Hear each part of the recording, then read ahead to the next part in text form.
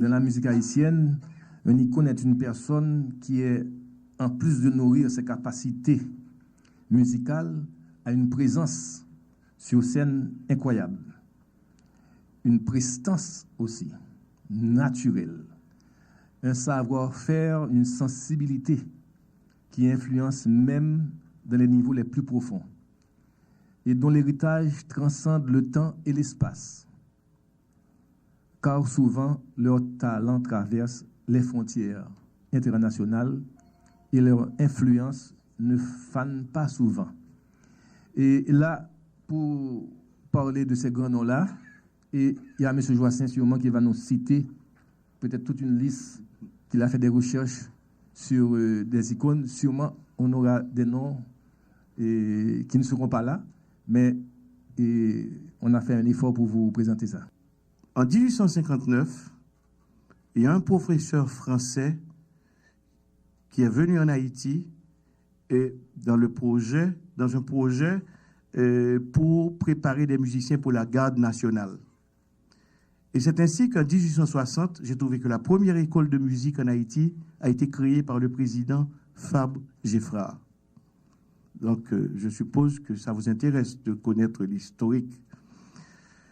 D'ailleurs, cette école de musique qui a été fondée, c'était pour préparer les tirailleurs. Parce qu'à l'époque, ce n'était pas la garde nationale, c'était les tirailleurs de la garde nationale, si vous voulez.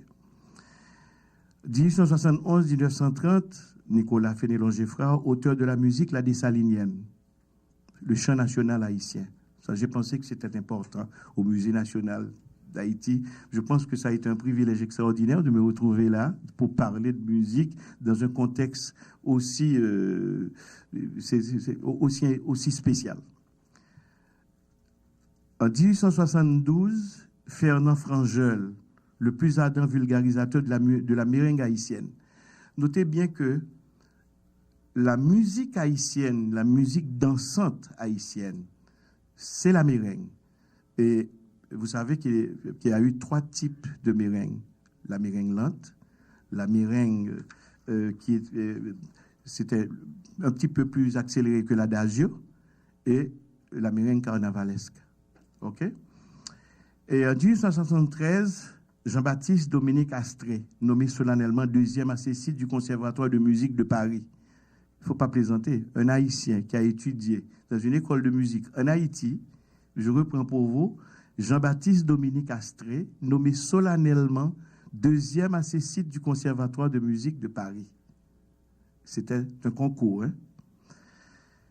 En 1875, le docteur Rosalvo Bobo, capois, flûtiste de son état. 1876, Émo Étienne, organiste de la cathédrale du Cap-Haïtien. Notez bien que j'ai essayé dans les recherches de sélectionner les meilleurs. Hein? 1882, Ludovic Lamotte, ancien élève de Saint-Louis de Gonzague, pianiste et compositeur de la célèbre Dangereuse, La Dangereuse. C'est une meringue lente haïtienne, ainsi que de multiples pièces du patrimoine de musique haïtien. Si je suis trop long, Albert, tu m'arrêtes? Non, tu vas. Ok, merci. Vas-y. Donc, j'espère que vous êtes intéressé à l'historique que je vous fais là. En 1883-1914, Georges Borneau, pianiste, et ses compositions, il a utilisé le nom de Luigi.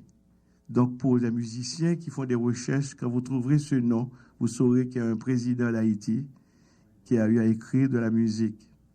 D'ailleurs, je crois que la fondation Odette Roy-Framboin actuellement essaie de sponsoriser, de mettre en valeur des compositions, que ce soit folklorique, de musique haïtienne, du patrimoine de la musique haïtienne, folklorique ou classique. Et je pense que c'est une idée extraordinaire. Georges Borneau était pianiste. Hein?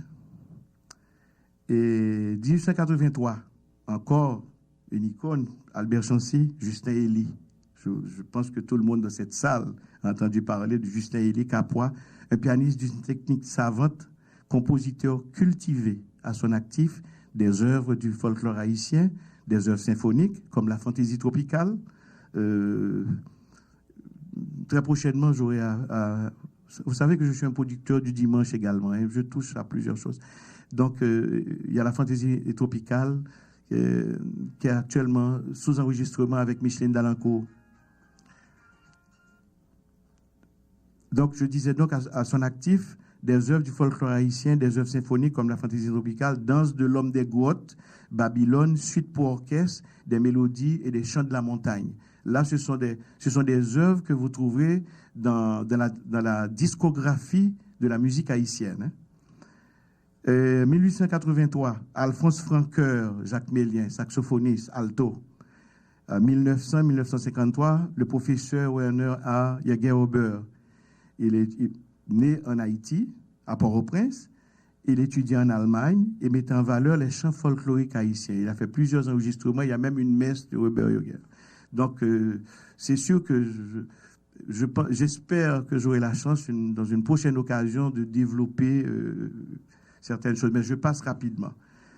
En 1959, je pense que c'est une icône extrêmement importante. C'est Lina Maton-Blanchet que j'ai retrouvée, co-directrice du Chœur folklorique national d'Haïti. C'est très important.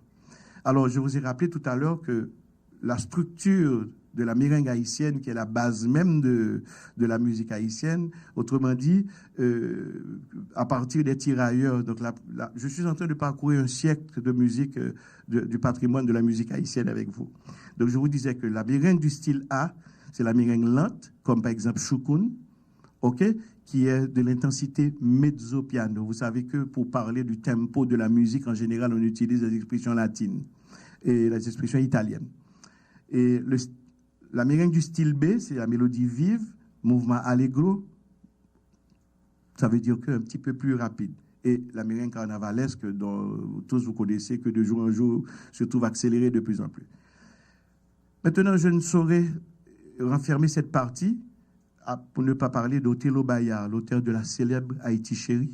Écoutez, on ne saurait présenter une conférence sur la musique haïtienne sans parler de ces musiques-là. Albert, vous m'accordez encore quelques minutes? Voilà, merci beaucoup. Maintenant, pour remonter, je prends là une période de 1940 à 1970. Notez bien que je viens de vous parcourir la période de 1830 à 1959.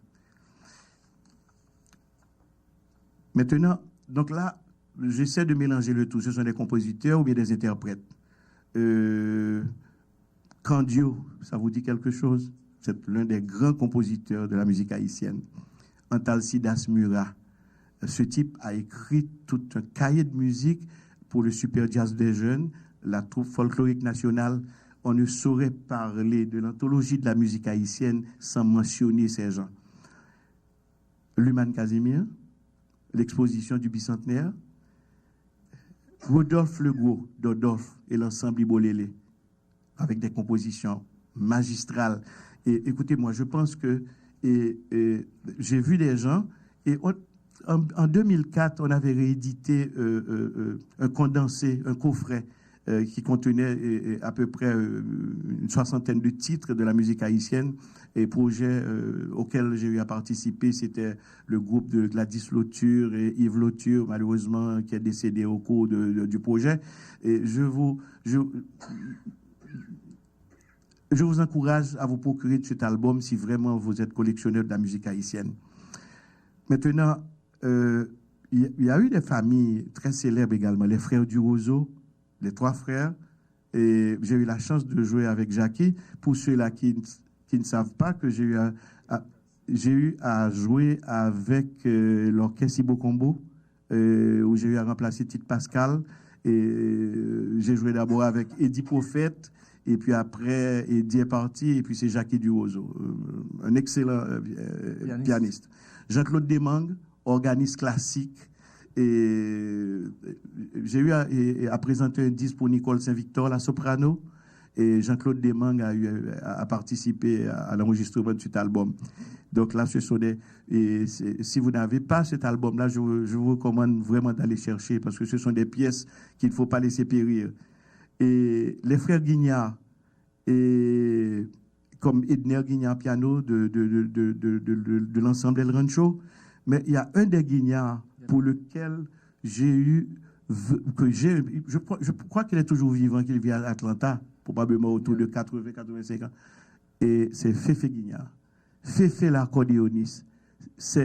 Féfé, c'est l'accordéoniste dans ses écritures. Est-ce que par hasard, vous connaissez cette composition qui s'appelle Dodo Turjo? Bon, écoutez, je crois que cette composition est de Candio. C'est ça. Cependant, Féfé l'a interprété à l'accordéon. Je vous assure, et vous pouvez chercher, pour moi, c'est l'un des meilleurs accordéonistes haïtiens.